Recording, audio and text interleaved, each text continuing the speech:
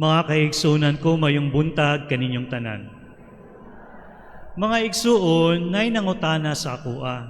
Nag-ingon siya, Franz, pila daw ka years ang magpari.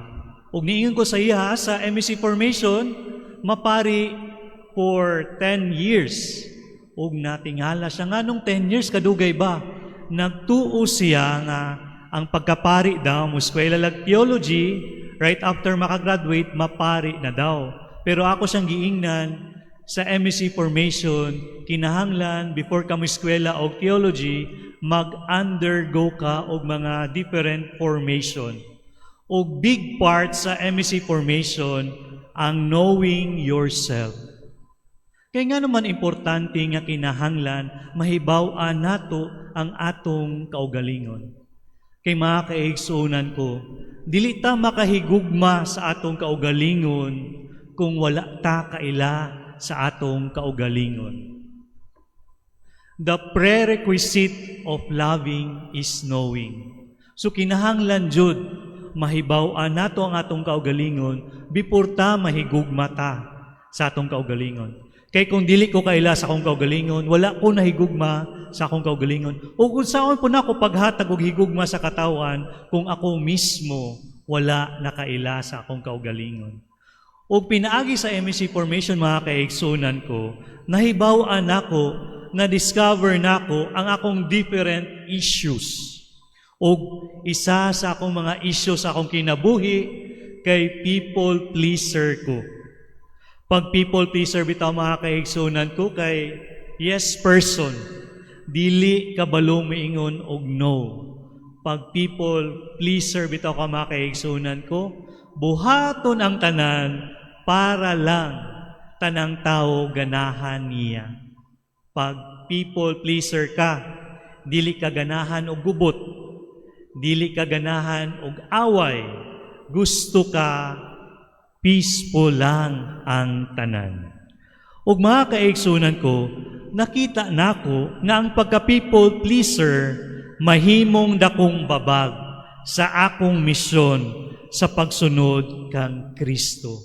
Kung dili ko kabalo magmanage sa akong isyu nga to please other people, kini mahimong hindrance nga mahimo kong buhing saksi ni Kristo. Kay nga naman, kaya ang people pleaser manggod may tendency maskin sayop na hilom lang. Maskin kinahanglan mo sulti, magpugong lang. Favorite expression mo, okay ra na, basta walay gubot. Kaya ang priority manggod sa people pleaser kay dili ang Ginoo. Ang priority mao ang katawhan. Sa atong ebanghelyo karon, gipahinumduman kita ni Jesus siyang mando o sugo. Go into the whole world and proclaim the good news to every creature. Isangyaw ang maayong balita sa tanang katawhan. O kini nga sugo, dili lang ni exclusive sa mga pari, sa mga madre, sa mga relihiyoso. Kini nga sugo para sa atong tanan nga mga binunyagan. Mga igsuon, ang pagsangyaw sa maayong balita, dili komportable nga misyon. Dili ni siya safe. Dili ni siya always peaceful. Moabot ang panahon nga daghan ang masuko sa imuha. Moabot ang panahon nga daghan ang dili ganahan sa imuha. Karong adlaw, atong gina-celebrate ang kapistahan ni San Marcos. Si San Marcos mao ang ig-agaw ni Barnabas og misyonero nga kauban ni San Pablo og ni San Pedro. Ang simbolo nga ma-associate nato kang San Marcos mao ang leon nga naay pako. Kabalota nga ang leon simbolo sa kaisog. Nagpasabot kini kung mosunod ta kang Kristo, kinahanglan ta nga mahimong isog. Maisog sa pagsulti sa kamatuoran. Maisog sa paghimo sa sakto. Maisog bisan pa og may musupak. Maisog bisan pa na ay musaway o mobiya kanimo. ug maupod ni ang hagit karon.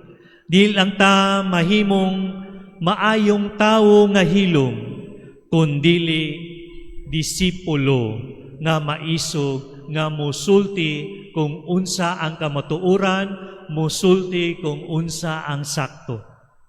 Karong adlawa, mopod ang atong votive mass para sa atong mahal na Birhen Maria. Sa kinabuhi ni Maria, makita nato nga wala niya giplease ang tao, kundili iyang giplease ang Ginoo. Sa diyang giingnan siya sa anghel nga siya magmapdos, bisan wala pa sa minyo. Kung people pleaser pa si Maria, muatras unta siya. Muingon unta siya nga, unsa na lang akong dungog, unsa na lang isulti sa mga tao.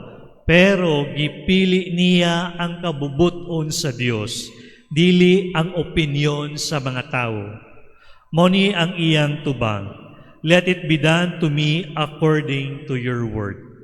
Kana nga yes ni Maria, dili na people pleasing, kana God pleasing. Og dili lang kutob didto, pag-abot sa cross, daghan ang nahadlok, daghan ang niundang, pero si Maria nagpabilin, wala siya miatras, wala siya nahadlok. Silent but courageous, humble but strong. Mga kaigsuhan ko din ni Kristo, akong ginaingon ang akong kaugalingon sa akong issue nga people pleaser, nga bisag unsaon nimo buhaton nimo, mangugat na ka, naa gihapoy tawo ang dili ganahan nimo. Bisag unsaon pa nimong buhaton nimo, nagyapoy tawo nga dili mag-appreciate sa imo.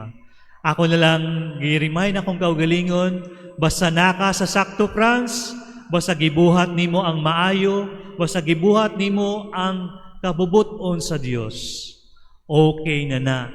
That is enough. Mga kaigsuunan ko, sa pagsaulog nato sa kapistahan ni San Marcos ug sa atong misa alang sa mahal nga Birhen Maria, gipahinumduman kita sa atong tahas. Mao ang pagsangyaw sa maayong balita. Mabuhat lang nato kini pinaagi sa duha ka butang. Una, be courageous like the lion nga simbolo ni San Marcos. Ayaw kahadlok nga isulti ang kamatuoran. Ayaw kahadlok sa pagbuhat ug maayo kay ang Ginoo anaa kanato.